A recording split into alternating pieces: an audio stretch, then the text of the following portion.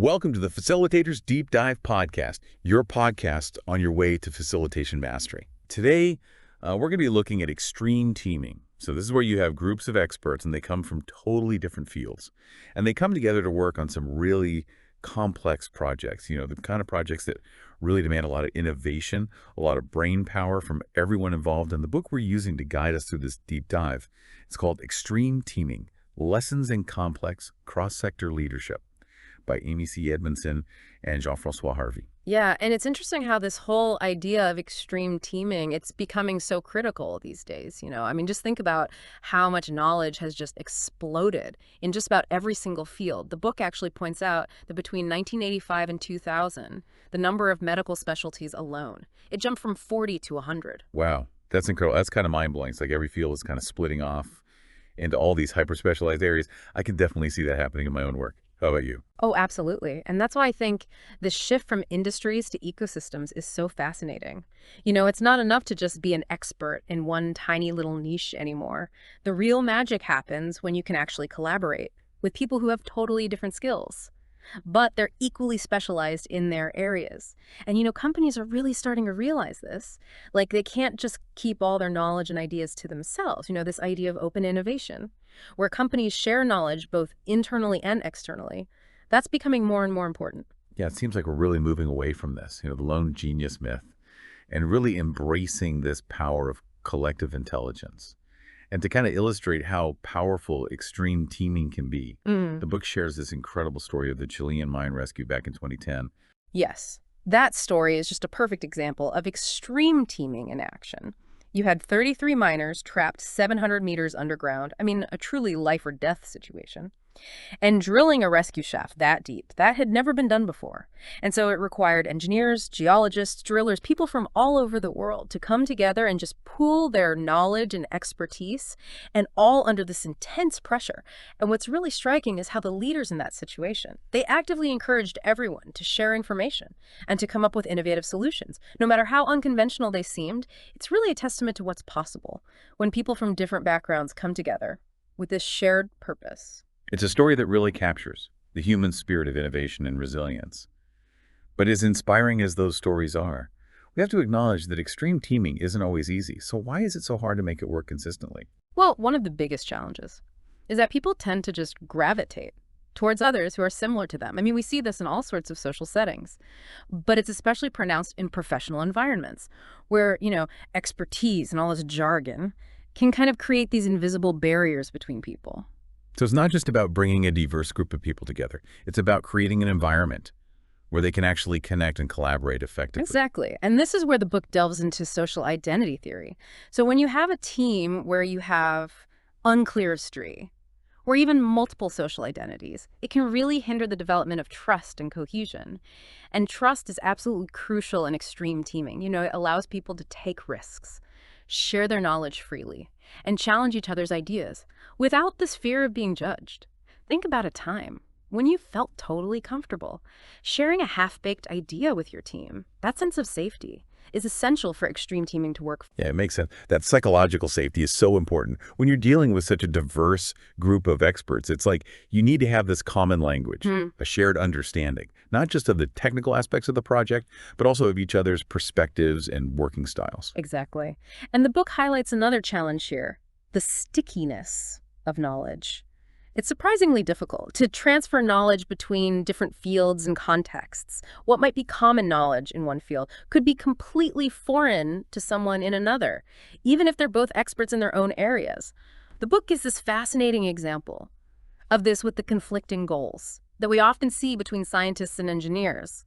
Scientists are driven by this pursuit of knowledge and pushing boundaries, while engineers, they're focused on practical applications, building things that actually work in the real world. And so those differing mindsets, they can easily create friction if they're not managed carefully. Yeah, it seems like extreme teaming requires this delicate balance of respecting individual expertise while also fostering a shared understanding and this sense of collective purpose. Absolutely. And that's where the book's real value lies. It doesn't just outline the challenges, it actually offers some practical solutions. And these come in the form of 4 key leadership functions that can really help make extreme teaming a success.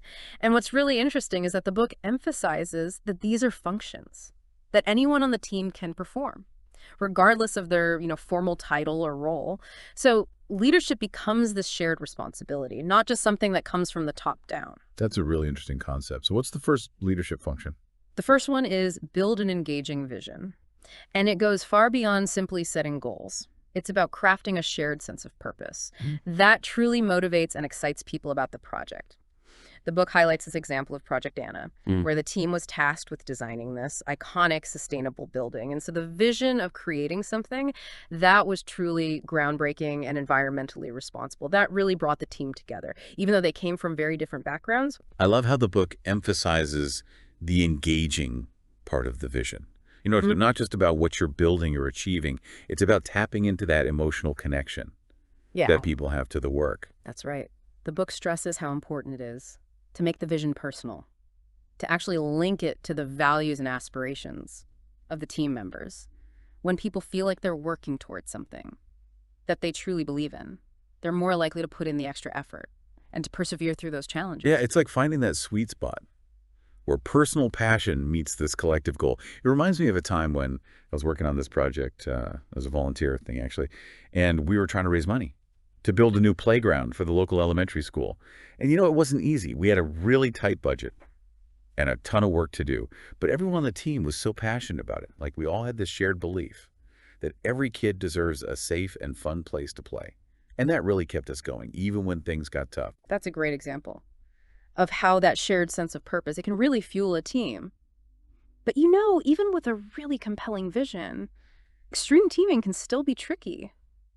We touched on the importance of psychological safety earlier, and that's actually the second leadership function the book dives into. Yeah, cultivate psychological safety. And it's more than just, being nice to each other or avoiding conflict. Exactly. It's about creating an environment where everyone feels safe to express themselves, even if their ideas are like half-formed or, even if they go against the grain. It's about making it okay to admit that you don't know something or that you've made a mistake. I can imagine that's especially important when you're working with people from such diverse backgrounds, where there might be different communication styles and different levels of comfort with speaking up in a group. Oh, absolutely. That fear of judgment can be so amplified. In these extreme teaming situations, the book gives some really great examples of how leaders actually cultivated this psychological safety. One practice they highlighted was something they called displaying authentic care. Okay, so it's not just about, giving out superficial praise. No, not at all. It's about genuinely showing concern for the well-being of each team member, both professionally and personally. So it's like building real relationships, not just having these, transactional interactions. Right. And the book even mentioned this project leader who made a point of regularly checking in with team members, not to micromanage them or anything, but just to see how they were doing and offer support if they needed it. Those small gestures can make such a huge difference. They really can. Another practice the book emphasized was framing cross-boundary work as a resource. Okay, so instead of looking at those differences Okay. in backgrounds and expertise as obstacles. Exactly. These leaders actually encouraged their teams to embrace those differences, to see them as valuable assets. They saw conflict, not as something to be avoided, but as a potential source of creativity and innovation. That's such a powerful shift in perspective. Instead of feeling like they have to conform or suppress their unique viewpoints, team members actually feel empowered to bring their full selves to the project. Right. And that kind of leads us to the third leadership function: develop shared mental models. This one is all about getting everyone on the same page, having a shared understanding of the goals, the roles, and the overall approach. I mean, that seems so crucial in extreme teaming, where you're essentially blending all these different languages and thought processes. It's not enough to just share information. You actually need to translate it and interpret it so that everyone truly understands it from the same perspective. Exactly. And the book breaks down 2 key practices that can help create this shared understanding. The first is diagnosing interfaces for knowledge sharing. Okay, so that's like pinpointing those critical moments in the project where different areas of expertise need to connect. Right, and then making sure that those interactions are seamless. Almost like being an air traffic controller for knowledge, Yeah. making sure that the right information gets to the right people Yeah. at the right time, so you avoid collisions. I like that analogy. And then the second practice is leveraging boundary objects. So these are things like diagrams, models, prototypes, anything that can really help bridge the communication gap between disciplines. So it's like having this visual dictionary for the project. Exactly. The book mentioned Project Will again, where the leaders actually encourage the use of physical models and drawings to help the architects and engineers communicate more effectively, which makes so much sense. Being able to point to something concrete and say, this is what I'm talking about, can eliminate so much confusion. Absolutely. And then finally, we come to the fourth leadership function, empower agile execution. In the fast-paced, ever-changing world of extreme teaming, the ability to adapt and respond to new information is absolutely critical. So it's about moving away from that kind of rigid top-down control, really giving individuals the autonomy to make decisions and take action within their areas of expertise. Exactly. And the book highlights two practices that support this agile execution. The first is enabling expert decision clusters. So this involves breaking the project down into smaller, more manageable chunks, and then empowering teams of experts within those areas to make decisions without having to go through all those layers of bureaucracy. So it's like creating these mini teams within the larger extreme team. Right. And then the second practice is providing room to maneuver. And it's all about giving those expert decision clusters the flexibility to experiment, to try different approaches, and to learn from their mistakes without fear of reprisal. So it sounds like it's about creating this culture of experimentation and continuous learning, where failure is seen as an opportunity to iterate and improve, not as something to be punished. Precisely. The book uses the example of Project Bianca, where the leaders really distributed that decision-making power and encouraged experimentation within those smaller expert clusters. And this approach really fostered a sense of ownership and accountability among team members who felt empowered to really drive the project forward. So we've covered the 4 leadership functions: building an engaging vision, cultivating psychological safety, developing shared mental models, and empowering agile execution.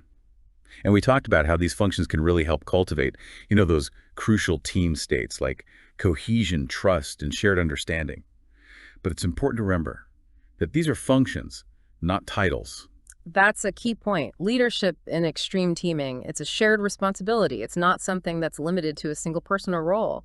Anyone on the team can step up and enact these leadership functions, depending on the situation. It really challenges the traditional idea of this hero leader who single-handedly guides the team to success. It's more about creating this culture of leadership where everyone feels empowered to contribute and help the team thrive. Right. And that brings us to one of the book's most powerful messages. Leadership is a distributed process. It's not about finding that perfect leader. It's about creating an environment where leadership can emerge from anywhere within the team. Yeah, it's inspiring to think about leadership as something that can come from anyone on the team, not just the person with the, fancy title. It feels like a much more dynamic and empowering approach. It really is a shift in mindset. And, as our world becomes even more complex and interconnected, I think this idea of distributed leadership is only going to become more and more important. Yeah, as we've been talking about all these leadership functions, I've been thinking about, how I could apply them to my own work. I mean, it's one thing to understand these concepts in theory, but how do we actually put them into practice? That's a great question. And the book actually offers some pretty practical guidance on that. One key takeaway is this idea of understanding the different types of knowledge integration that are required in extreme teaming. Sometimes you just need to share information. Think about giving a presentation or sending a report. Right, just getting the facts out there. Exactly. But in other cases, you need to go deeper. You need to actually translate knowledge, Yeah. Bridging those gaps in understanding between people from different backgrounds and disciplines. And that can involve, like finding common ground, or using analogies, or explaining things in ways that resonate with people who have different perspectives. Right. And then sometimes it's not just about sharing or translating, but actually negotiating knowledge. Okay, that sounds tricky. It can be. Negotiating knowledge involves recognizing that there might be conflicting interests or priorities, or even values at play. It's about finding ways to reconcile those differences and to move the project forward in a way that benefits everyone involved. That sounds like it requires a lot of empathy and communication skills. Absolutely. The book also highlights the importance of understanding task interdependence within the team. Are there tasks that can be done independently? Or do they require a lot of close collaboration and coordination? I imagine that being able to identify those areas where people can work autonomously Yeah. could really speed things up. Exactly. If a task can be handled by an expert decision cluster without a lot of back and forth, then empower them to run with it.